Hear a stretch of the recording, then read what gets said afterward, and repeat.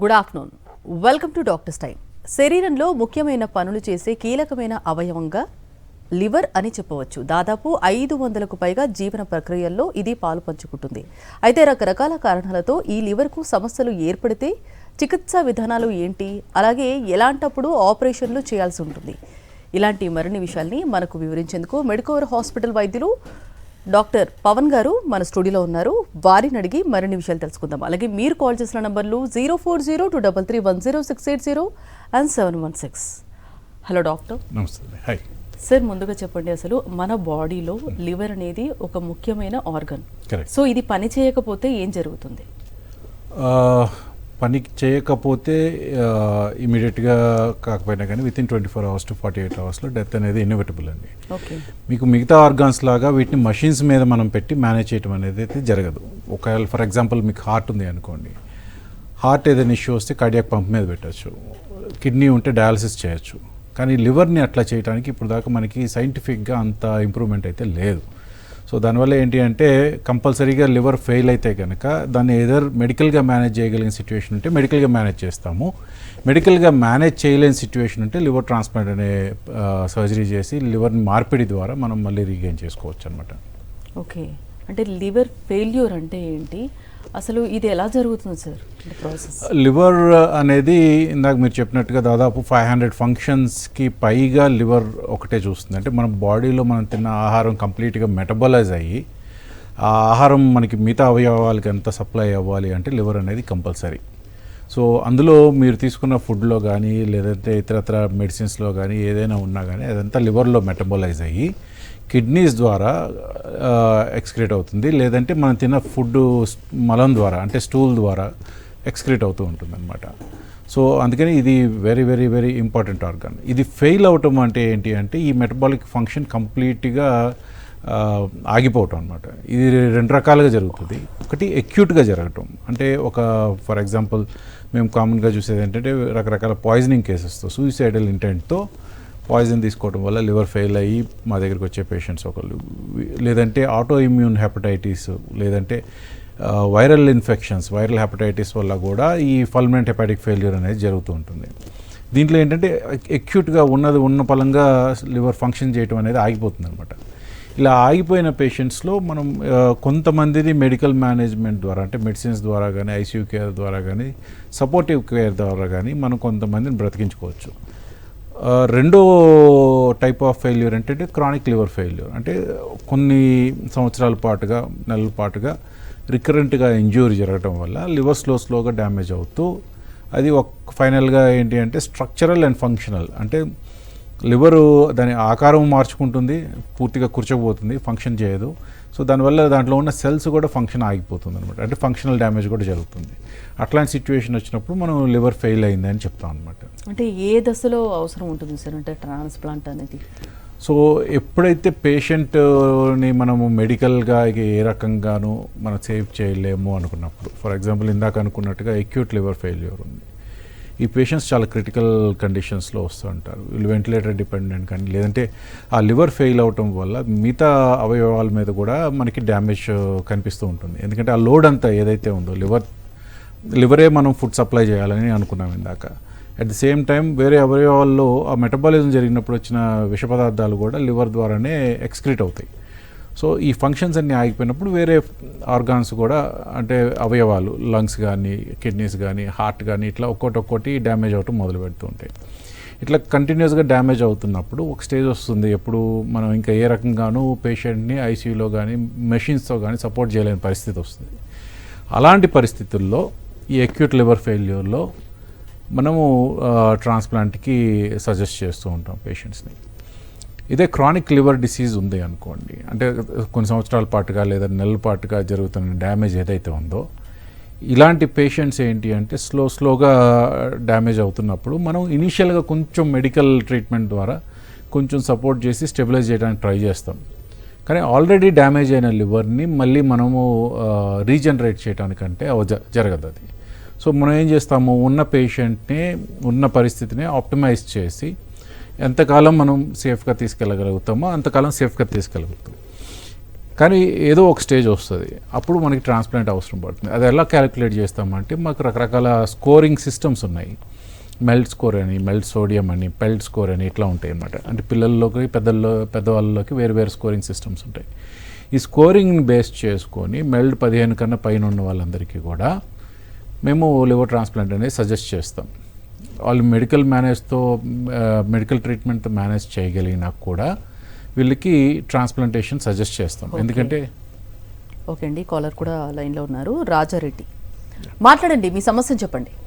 Good morning, good afternoon sir. Good afternoon అండి.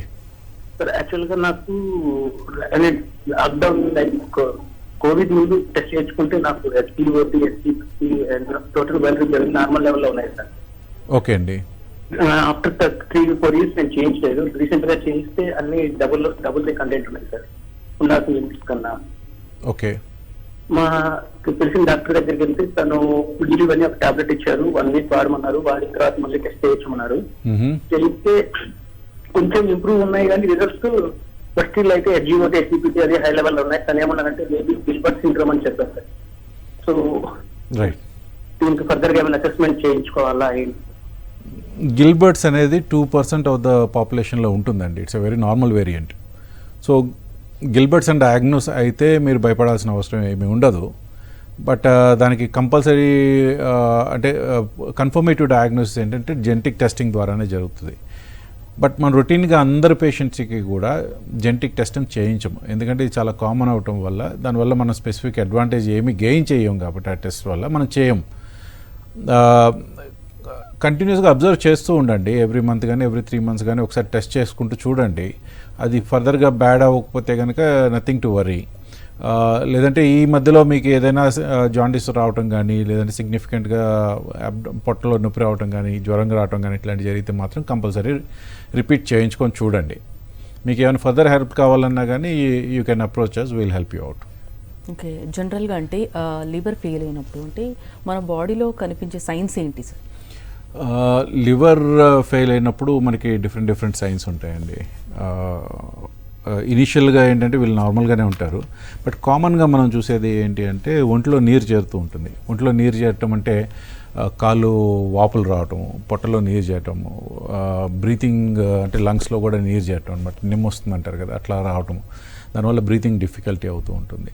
So దీనివల్ల ఏంటంటే కార్డియాక్ లోడ్ పెరగటం వల్ల ఎక్కువ అలసటగా ఉండటము, సరిగా ఆకలి వేయకపోవటం, మజిల్ తగ్గిపోతూ ఉంటుంది. బరువు తగ్గరు, ఎందుకంటే ఈ నీరు చేరటం వల్ల బరువు పెరుగుతున్నట్టు అనిపిస్తుంది కానీ యాక్చువల్గా మజిల్ తగ్గిపోతూ ఉంటుంది. వీళ్ళకి కామెర్లు వస్తూ ఉంటాయి, పొట్టలో నొప్పి వస్తూ ఉంటుంది. కొంతమందికి లివర్ పూర్తిగా డ్యామేజ్ అయినప్పుడు పోర్టల్ హైపర్టెన్షన్ అనే కండిషన్ వల్ల లోపల రక్తనాళాలు పగిలి బ్లడ్ వామిటింగ్స్ అవటం కానీ, లేదంటే మోషన్లో బ్లడ్ రావటం కానీ, లేదంటే మోషన్ నల్లగా రావటం కానీ ఇలాంటివన్నీ జరుగుతూ ఉంటాయి అన్నమాట. ఓకే అండి, నెక్స్ట్ కాలర్ కూడా లైన్లో ఉన్నారు. నాగేశ్వరరావు, కర్నూలు నుంచి. మాట్లాడండి, మీ సమస్యను చెప్పండి. హలో, చెప్పండి నాగేశ్వర గారు. Sir good afternoon sir. Good afternoon అండి. సార్ నాది టెస్ట్ చేస్తా సార్, HGOT, SGPT. హలో చెప్పండి, వింటున్నాను. నాగేశ్వరరావు గారు, మీరు టీవీ వాల్యూమ్ మ్యూట్ చేయండి. మ్యూట్ చేసి మీ సమస్యను చెప్పండి. Okay madam. సార్ HGOT వచ్చి 64.1 వచ్చింది సార్. ఓకే అండి. తర్వాత SGPT వచ్చేసి 35.9 వచ్చింది సార్. అదే సార్ మీకు ఏంటి తెలుసుకోవాలని కాల్ చేశాను. HGOT కొంచెం బార్డర్ లైన్ హై ఉందండి, పెరిగిందని అనటానికి లేదు. అంటే బరువు ఎంత ఉంటారు మీరు?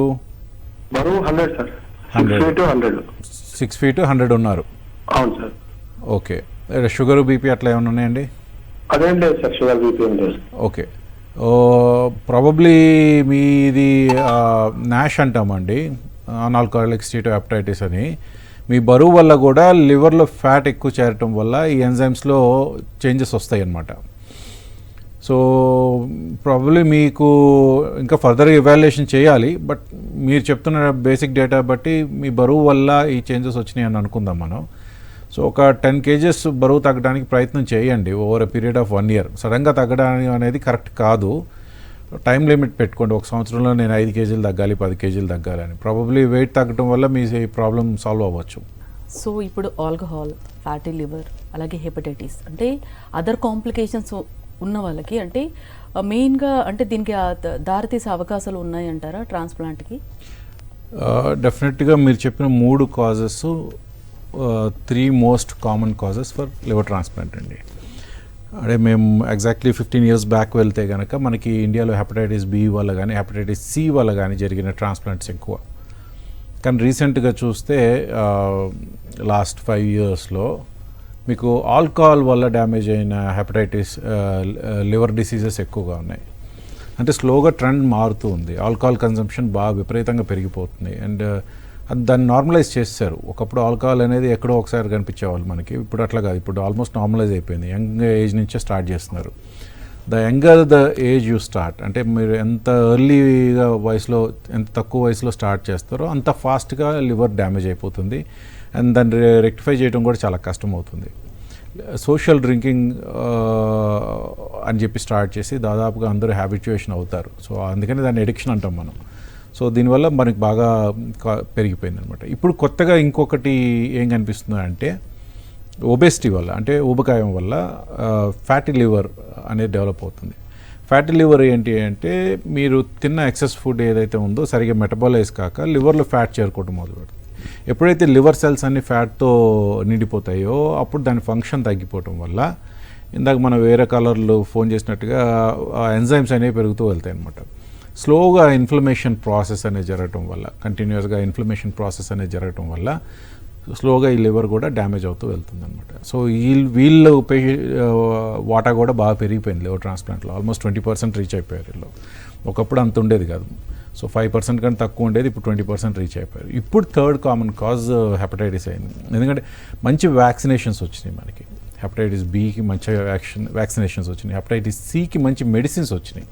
సో ఈ వ్యాక్సినేషన్ సైంటిఫిక్ డెవలప్మెంట్ వల్ల మనం హెపటైటిస్ నుంచి తప్పించుకోగలిగాం. కానీ because of westernisation of diet, ఒకటి డైట్ ఫ్రీగా దొరకటము, అండ్ లైఫ్ స్టైల్ మోడిఫికేషన్, అంటే ఎట్లా పడితే ఎట్లాగా ఎప్పుడు పడితే అప్పుడు తినటం వల్ల కానీ ఈ ఫ్యాటీ లివర్ వల్ల మనకి నాష్ డెవలప్ అవటం, నాష్ నుంచి లివర్ డిసీజెస్ రావడం అయితే బాగా ఫ్రీక్వెంట్గా పెరిగిపోయింది.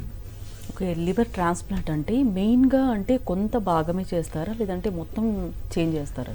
సో లివర్ ట్రాన్స్ప్లాంట్ 2 రకాలు ఉంటాయండి. ఒకటి కెడావర్ బేస్డ్ ట్రాన్స్ప్లాంట్, ఇంకోటి living donor based transplant. Cadaver based transplant అంటే ఫర్ ఎగ్జాంపుల్ ఎవరైనా రోడ్ ట్రాఫిక్ యాక్సిడెంట్లో బ్రెయిన్ డ్యామేజ్ అవ్వటం వల్ల వాళ్ళు కోలుకునే పరిస్థితి లేదు అనుకోండి, ఇలాంటి పేషెంట్స్ని బ్రెయిన్ డెడ్ పేషెంట్స్ కింద డిక్లేర్ చేస్తారు. సో అలాంటి పేషెంట్స్ నుంచి మనము లివర్ని తీసుకొని మనం ఎవరైతే లివర్ డ్యామేజ్ అవుతుందో వాళ్ళకి ఇస్తాం అనమాట. దీన్ని కెడావర్ బేస్డ్ ట్రాన్స్ప్లాంట్ అంటాం. లివింగ్ డోనార్ బేస్డ్ ట్రాన్స్ప్లాంట్ అంటే మీ సిబ్లింగ్స్ కానీ, మీ పేరెంట్స్ కానీ, మీ పిల్లలు కానీ, అంటే ఫస్ట్ డిగ్రీ రిలేటివ్స్ ఎవరైతే ఉంటారో వాళ్ళల్లో లివర్ని కొంత భాగాన్ని మీకు రెసిపియంట్ అంటే పేషెంట్కి ఇచ్చినట్లయితే దాన్ని లివింగ్ డోనార్ ట్రాన్స్ప్లాంట్ అంటాం. మరి లివర్ తీసేస్తే మరి లివర్ పరిస్థితి ఏంటి అని అడుగుతారు. లివర్ ఏంటి అంటే మనకి నార్మల్ లివర్ అయితే మనకి 30% ఆఫ్ ద లివర్, మనకున్న లివర్లో 30% ఉంటే మనకి సరిపోతుంది. సో కొన్ని క్యాలిక్యులేషన్స్ చేసుకొని మనము 50 to 60% లివర్ దాకా మనం డొనేట్ చేయడానికి అవకాశం ఉంటుంది. డొనేట్ చేసిన తర్వాత మిగిలిపోయిన ఏదైతే లివర్ ఉందో అది over a period of 2 to 3 months దానికి కావాల్సిన సైజుకి, అంటే మన బాడీకి, మన మెటబాలిజం రిక్వైర్మెంట్స్కి కావాల్సిన సైజుకి అది తిరిగి గ్రో అవుతుంది. So first 1 week to 1 month recovery కొంచెం స్లోగా ఉంటుంది. ఆ తర్వాత నార్మల్గా వాళ్ళు రెగ్యులర్ పని కూడా చేసేసుకోవచ్చు. ఓకే సార్, నెక్స్ట్ కాలర్ కూడా లైన్లో ఉన్నారు. లత హైదరాబాద్ నుంచి. మాట్లాడండి, మీ సమస్యను చెప్పండి. నమస్తే అండి డాక్టర్. నమస్తే అమ్మా, చెప్పండి అమ్మా. ఇది నాకు ఫ్యాటీ లివర్ అని చెప్పారండి 1 year క్రితం. ఓకే అమ్మా. దానికి మెడిసిన్ ఏం లేదు, డైట్ తోటి మీరు కంట్రోల్ చేయొచ్చు అన్నారు, కానీ నాకు ఏమి రిలీఫ్ అనిపించట్లేదు. ఇది హెవీగా ఇట్లా నడుస్తుంటే హెవీగా అట్లా అనిపిస్తుంది. ఓకే, ఎంత ఏజ్ అమ్మా మీది? 48 అండి. షుగర్ బీపీలు ఉన్నాయమ్మా? ఏం లేదు, మొన్న టెస్ట్ అన్ని నార్మల్ ఉన్నాయి. అన్ని నార్మల్ ఉన్నాయి. లివర్ టెస్ట్ కూడా నార్మల్ ఉందమ్మా? లివర్ ఫంక్షన్ కూడా నార్మల్. ఓకే, వెయిట్ ఎంత ఉంటారు? వెయిట్ 85 ఉన్నానండి. 85 కొంచెం ఉన్నాను. ఓకే, వెయిటేనమ్మా మెయిన్ కారణము. కొంచెం వెయిట్ తగ్గాలి. వెయిట్ తగ్గడానికి ప్రయత్నం చేయండి. ఫాస్ట్గా తగ్గడానికి ట్రై చేయొద్దు, స్లోగా తగ్గండి. టైం పెట్టుకోండి, లిమిట్ పెట్టుకోండి, దాని ప్రకారంగా తగ్గుతూ వెళ్ళండి. రెగ్యులర్ ఎక్సర్సైజ్ అనేది చాలా క్రూషియల్ ఫ్యాటీ లివర్లో. ఫ్యాటీ లివర్లో ఎక్సర్సైజ్ రెగ్యులర్గా చేస్తున్న వాళ్ళకి ఫ్యాటీ లివర్ వచ్చే అవకాశాలు తక్కువగా ఉంటాయి. కొంతమందికి ఏంటి అంటే ఫ్యామిలీలో కొలెస్ట్రాల్ లెవెల్స్ ఎక్కువ ఉండటం వల్ల కూడా ఫ్యాటీ లివర్ వస్తూ ఉంటుంది. అలాంటి వాళ్ళు రెగ్యులర్గా కొలెస్ట్రాల్కి సంబంధించిన ట్యాబ్లెట్స్ వేసుకోవడం వల్ల కూడా మనం ఫ్యాటీ లివర్ అనేది తగ్గించుకోవచ్చు.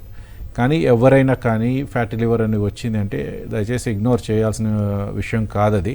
కంపల్సరీగా రెగ్యులర్ ఎక్సర్సైజు, చాలా బ్యాలెన్స్డ్గా డయట్ తీసుకోవడం చాలా ఇంపార్టెంట్. చిరుతిళ్ళు ఇవన్నీ మానుకొని అవసరమైనప్పుడు ఆకలేసినంత వరకే తినడం అలవాటు చేసుకోవడం చాలా ఇంపార్టెంట్. ఫ్రీగా ఫుడ్ అవైలబుల్ ఉంది మనకి ఇప్పుడు సొసైటీలో. సో అందుకని అట్లా ఏది పడితే అది, ఎలా పడితే అలా, ఎప్పుడు పడితే అప్పుడు తింటే మంచిది కాదు. ఓకే, లివర్ దానం చేయటం వల్ల అంటే డోనర్కి ఎంతవరకు సేఫ్టీ ఉంటుంది సార్? సో యూజువల్గా డోనార్ ఇష్యూస్ పెద్దగా ఏమి ఉండవండి. మేబీ 1000 ట్రాన్స్ప్లాంట్స్లో ఒక పేషెంట్కి లైఫ్ థ్రెటనింగ్ ఇష్యూస్ రావచ్చు. బట్ అది ఎందుకు వస్తుంది అనేది very difficult to prove some times. చేసే సర్జరీస్ కూడా ఇవన్నీ ప్రయర్గా ఎక్స్ప్లెయిన్ చేసేవే. వెరీ ప్రిసైజ్ క్యాలిక్యులేషన్స్తో రకరకాల స్కాన్స్ చేసి ఎగ్జాక్ట్లీ అన్నీ మెజర్ చేసుకొని చేసిన తర్వాత కూడా స్టిల్ థింగ్స్ హ్యాపెన్. ఇవి అన్ప్రెడిక్టబుల్ ఫస్ట్ థింగ్. అండ్ ఏ పేషెంట్కి ఎట్లా జరుగుతుందో చెప్పలేము. బట్ 1 in 1000 అనేది మెడికల్గా నన్ను అడిగితే ఇది నెగ్లిజిబుల్ అండి. ఎందుకంటే మనకి దగ్గర 5000 ట్రాన్స్ప్లాంట్స్ జరుగుతున్నాయి ఇండియాలో. 5000 ట్రాన్స్ప్లాంట్స్లో మనం ఎవ్రీ 3 yearsకో ఒకసారి మనం ఇట్లా డోనార్ డెత్ అయింది అని వింటూ ఉన్నాం. So it's that uncommon. So అవ్వదు అని అయితే ఎవరు చెప్పము, ఎందుకంటే it's a major surgical procedure. కానీ మనం అక్కడ ఇంకో రకంగా ఆలోచిస్తే మనం ఇంకొక పేషెంట్ని సేవ్ చేయడానికి చేస్తున్న ప్రొసీజర్ ఇది. సో ఎంత ప్రెసిషన్కి వెళ్ళినా కొన్ని ఇష్యూస్ ఉంటాయి. సో ఇది ఎట్లా అనేది కంప్లీట్గా మనం పూర్తిగా ఎక్స్ప్లెయిన్ చేసి ఇవాల్యుయేట్ చేసిన తర్వాతే చేస్తాం అన్నమాట. ఓకే సార్, నెక్స్ట్ కాలర్ కూడా లైన్లో ఉన్నారు. కొట్టయ్య, నల్గొండ నుంచి. మాట్లాడండి, మీ సమస్యను చెప్పండి. నమస్తే సార్. నమస్తే అండి, చెప్పండి. నాకు కొంచెం ఇప్పుడు ఆల్కహాల్ అలవాటు ఉంది సార్, మందు బాగా తాగుతా. ఓకే. తాగినప్పుడు సార్ జర కడుపు ఉబ్బినట్టు ఉంటుంది, బాగా పత్తలు వస్తున్నాయి సార్. పత్తలు కామర్లు అయినాయి, లివర్ ఖరాబ్ అయిందంట సార్. మరి మందు ఆపేరా? ఆ మందు ఆల్కహాల్ తాగుతా సార్. ఎప్పుడు తాగారు లాస్ట్? సార్ లాస్ట్ ఎప్పుడు తీసుకున్నారు ఆల్కహాల్? ఆల్కహాల్ ఇప్పుడు 2 రోజులు వచ్చింది. 2 రోజులు అయింది. అంటే ఇంకా ఆపలేదు? ఆపిన ఒక 2 రోజులే ఆపి. పూర్తిగా ఆపిన తర్వాత, పూర్తిగా ఆపాలని డిసైడ్ అయిన తర్వాత ఒకసారి రండి, ఒకసారి ఇవాల్యుయేషన్ చేసి చూద్దాం ఏం చేయగలుగుతాం అనేది. ఓకే, జనరల్గా లివర్ ప్రాబ్లమ్స్ అనేవి అంటే మనకి బాడీలో అలా ఉన్నప్పుడు సైన్స్ ఏమైనా ఇస్తుందా బాడీ ముందుగానే ఎర్లీ స్టేజెస్లో? అన్ఫార్చునేట్గా ఎర్లీ స్టేజెస్లో సైన్స్ అనేవి ఉండవండి. మీకు సైన్స్ కనిపించినాయి అంటే ఆల్రెడీ లివర్ కంప్లీట్గా డ్యామేజ్ అయినట్టే. ఒక వెరీ స్మాల్ పార్ట్ మనము మెడికల్ ట్రీట్మెంట్తో కొంచెం రివర్స్ చేసుకోవచ్చు, అంటే ఫంక్షన్స్ ఇంప్రూవ్ చేసుకోవచ్చు. కానీ జరిగిన స్ట్రక్చరల్ డ్యామేజ్ని అయితే మనం ఇంప్రూవ్ చేసుకోలేము. సో మనకి ఎర్లీ సైన్స్ అనేవి ఏమీ ఉండవు. ఎప్పుడైనా ఆల్కహాల్, పర్టికులర్గా ఆల్కహాల్ తీసుకునే వాళ్ళకి కొన్నిసార్లు ఏంటంటే స్ట్రక్చరల్గా అంటే ఫ్రాంక్గా డ్యామేజ్ ఏం జరగదు, కానీ జాండీస్ షో అప్ అవుతుంది. దీన్ని ఎక్యూట్ ఆల్కహాలిక్ హెపటైటిస్ అంటాం అనమాట. ఎక్యూట్ ఆల్కహాలిక్ హెపటైటిస్ అనేది వచ్చిన తర్వాత మన బాడీ చెప్తుంది నాకు ఆల్కహాల్ వద్దు అనేది. చెప్తున్నప్పుడు కూడా కంటిన్యూ చేసినట్లయితే వీళ్ళు ఖచ్చితంగా కూడా క్రానిక్ ఆల్కహాలిక్ లివర్ డిసీజ్కి వెళ్తారు. అండ్ ఎక్యూట్ ఆల్కహాలిక్ హెపటైటిస్లో కూడా కొంతమంది ఎక్యూట్ లివర్ ఫెయిల్యూర్లోకి కూడా వెళ్ళే అవకాశాలు ఉంటాయి. సో అట్లా ఎర్లీ సైన్స్ అనేది ఏమి ఉండవండి మనకి. ఓకే, అంటే ట్రాన్స్ప్లాంట్ తర్వాత అంటే పేషెంట్ అంటే తన పాత జీవితంలోకి ఎప్పుడు వస్తాడు, కట్టు మెడిసిన్స్ లైఫ్ లాంగ్ వాడాలా లేదంటే టైం పీరియడ్ ఉంటుంది? సో యూజువల్గా పోస్ట్ ట్రాన్స్ప్లాంట్ పేషెంట్స్ రికవర్ అవడానికి కొన్ని వీక్స్ నుంచి కొన్ని మంత్స్ పడుతుందండి. ఆన్ అన్ యావరేజ్ దాదాపుగా నార్మలైజ్ అవడానికి 3 to 6 months పడుతుంది. ఎందుకు ఇంత టైం పడుతుందంటే వీళ్ళ ప్రీ ఆపరేటివ్గా లివర్, నేను ఇందాక చెప్పినట్టుగా కంప్లీట్ బాడీ మెటబాలిజానికి ఇంపార్టెంట్. అంటే వాళ్ళ బాడీ మెటబాలిజం పూర్తిగా డ్యామేజ్ అవటం వల్ల బాడీ కూడా కంప్లీట్గా డ్యామేజ్ అయిపోయి ఉంటుంది చాలామంది పేషెంట్స్కి. సో ఇప్పుడు మళ్ళీ బాడీ కంప్లీట్గా పుంజుకొని నార్మలైజ్ అవడానికి మనకు కొన్ని మంత్స్ అయితే టైం ఇవ్వాలి. 3 to 6 months యూజువల్గా పడుతుంది, డిపెండింగ్ ఆన్ ప్రీ ఆపరేటివ్ ఎట్లా ఉన్నారు అనే దాన్ని బట్టి. ఇమ్యూనో సప్రెషన్ అనేది అంటే మనం వేరే వాళ్ళ లివరు మనకి ఇస్తున్నాం అంటే కంప్లీట్గా ఒక ఫారెన్ బాడీని మన బాడీలో పెడుతున్నాం. అంటే మనం బాడీ ఎప్పుడు కూడా దానిది కాదు అన్నప్పుడు ఫైట్ చేయటం మొదలు పెడుతుంది ఇమ్యూనిటీ. సో ఆ ఫైటింగ్ చేసేటప్పుడు ఏదైతే యాంటీబాడీస్ ఇవన్నీ ప్రొడ్యూస్ అవుతాయో దాన్ని సప్రెస్ చేయకపోతే కనుక ఆ ఇచ్చిన లివర్ని మన బాడీయే తినేస్తుంది అనమాట. దీనికోసం అని చెప్పి మనం ఇమ్యూనో సప్రెషన్ చేస్తాం. అంటే మన ఇమ్యూనిటీని ఏదైతే ఉందో ఆ ఇమ్యూనిటీని అణిచిపెడతాం అనమాట.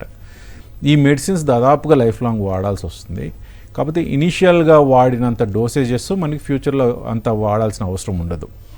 So for example initial medicines cost కానీ లేదంటే మెడికేషన్స్ కానీ ఉంటే కనుక మనకి దాదాపు అది నెగ్లిజిబుల్ డోసేజెస్లోకి వెళ్ళిపోతుంది టైం గడిచే కొద్దీ. సో ఎన్ని నెంబర్ ఆఫ్ ఇయర్స్ మనం పుష్ చేయగలిగితే అంత డోసేజెస్ తగ్గుతూ వస్తాయి అన్నమాట. ఓకే, ఆఫ్టర్ ట్రాన్స్ప్లాంట్ తర్వాత అంటే లైఫ్ స్టైల్ మోడిఫికేషన్ ఏ విధంగా చేసుకోవాలి, పర్టికులర్గా డైట్ విషయం? Okay, so lifestyle modification అనేది very very very important. Particularly alcohol వల్ల వచ్చిన క్రానిక్ లివర్ డిసీజ్ ఏదైతే ఉందో వీళ్ళు కంప్లీట్గా ఆల్కహాల్ ఆపేసేయాలి. ఎనీ హ్యాబిట్స్, స్మోకింగ్ కానీ ఆల్కహాల్ కానీ any other habits, gutka khaini ఇట్లాంటివి ఏదైనా ఉన్నా కానీ పూర్తిగా ఆపేసేయాలన్నమాట. రెండోది రెగ్యులర్ డయట్, హెల్దీ డయట్. వీలైనంత వరకు వీళ్ళని బయట తినొద్దని అడ్వైస్ చేస్తాం. ఎందుకంటే ఇమ్యూనో సప్రెషన్ ఉండటం వల్ల వీళ్ళు పొరపాటున బయట నుంచి ఏదైనా ఇన్ఫెక్షన్ వస్తే కనుక లివర్ మళ్ళీ ఫెయిల్ అయ్యే అవకాశాలు ఎక్కువగా ఉంటాయి. ఎందుకంటే మీకు ఇన్ఫెక్షన్ వచ్చిన ప్రతిసారి కూడా మీ ఇమ్యూనిటీ ఇన్ఫెక్షన్ మీద పనిచేయాలా లివర్ మీద పనిచేయాలా అనే కన్ఫ్యూజన్లోనే అది డివైడ్ అయిపోయింది అనుకోండి, ఆబ్వియస్లీ లివర్ డ్యామేజ్ అవుతూ వెళ్తుంది. సో ఎన్ని నెంబర్ ఆఫ్ ఇన్ఫెక్షన్స్ వస్తే అంత ఫాస్ట్గా మీకు ఇచ్చిన లివర్ పాడైపోతుంది అనమాట. అందుకని ఎప్పుడు కూడా ఏ రకమైన ఇన్ఫెక్షన్స్ రాకుండా దూరంగా ఉండమని చెప్తాము. గ్రూప్ ఫంక్షన్స్లో గ్రూప్స్లో తిరగద్దు అని చెప్తాము. సో వీలైనంత వరకు స్మాల్ గ్రూప్స్, పెద్ద పెద్ద ఫంక్షన్స్కి వెళ్ళటం, పంది భోజనాలు చేస్తామంటే అట్లా కుదరదు. సో వెరీ ఐసోలేటెడ్గా ఉండాలి, చాలా జాగ్రత్తగా ఉండాలి, హైజీన్ చాలా మెయింటైన్ చేయాలి, ఇంటి దగ్గర కూడా చాలా నీట్గా మెయింటైన్ చేసుకుంటూ ఉండాలి. ఓకే, ఇప్పుడు లివర్ ట్రాన్స్ప్లాంట్ గురించి అంటే ప్రజల్లో ఉన్న అపోహలు ఏంటంటారు? లివర్ ట్రాన్స్ప్లాంట్ చేయటం వల్ల యాక్చువల్గా ఏంటంటే చేయకపోవటం వల్ల ఏమవుతుందంటే మీకు ఇందాక చెప్పినట్టుగా మెల్ట్ స్కోర్ ఎక్కువ ఉన్నట్లయితే కనుక by the end of 1 year only 10% of the patients మాత్రమే సర్వైవ్ అవుతారండి. అంటే 90% మంది చనిపోతారు. ట్రాన్స్ప్లాంట్ చేసే టైంలో transplant is a very major surgery. So దీనివల్ల ఏంటంటే హార్ట్ మీద కానీ లంగ్స్ మీద కానీ మిగతా ఆర్గాన్స్ మీద చాలా లోడ్ పడుతుంది. సో ఈ లోడ్ పడి ఆ స్ట్రెస్ నుంచి బయటికి రావాలి అంటే ఒకటి మనం హెల్దీగా ఉండాలి. ఆబ్వియస్లీ లివర్ డిసీజ్ ఉన్నప్పుడు మనం హెల్దీగా ఉండం, ఫిజికల్గా వీక్గా ఉంటాం. సో దీనివల్ల ఏంటంటే 10% of the patients peri transplant period అంటే ట్రాన్స్ప్లాంట్ అయిన తర్వాత 1 నెల నుంచి 3 నెలల లోపు ఎనీ టైం చనిపోయే అవకాశాలు ఉంటాయి. బట్ స్టిల్ అందరూ ఆ 10% చూస్తారు, 90% మంది సర్వైవ్ అవుతారు అనేది మర్చిపోతారు. చేయకపోతే 90% మంది చనిపోతారు, చేస్తే 90% మంది బతుకుతారు. సో ఈ కన్ఫ్యూజన్లో ఏంటి అంటే ఎంతసేపటికి బ్రెయిన్ ఎప్పుడు కూడా చనిపోతారు అనేదే వినిపిస్తుంది కానీ బతుకుతారు అనే మాట వినిపించదు అనమాట. దానివల్ల కామన్గా మిస్ అవుతూ ఉంటారు. So transplant is very important. అవసరం సజెస్ట్ చేశారు అంటే ఆ 10% రిస్క్ తీసుకొని రాగలిగితే 90% మనకి మంచి జరుగుతుంది అనేది గుర్తుపెట్టుకోవాలి. ఓకే, లివర్ ట్రాన్స్ప్లాంట్ గురించి చాలా డీటెయిల్గా ఎక్స్ప్లెయిన్ చేశారు సార్. థ్యాంక్ యూ అండి. ఇది ఇవాల్టి doctors time. Next news updates ఉంటాయి. Stay tune to Sakshi.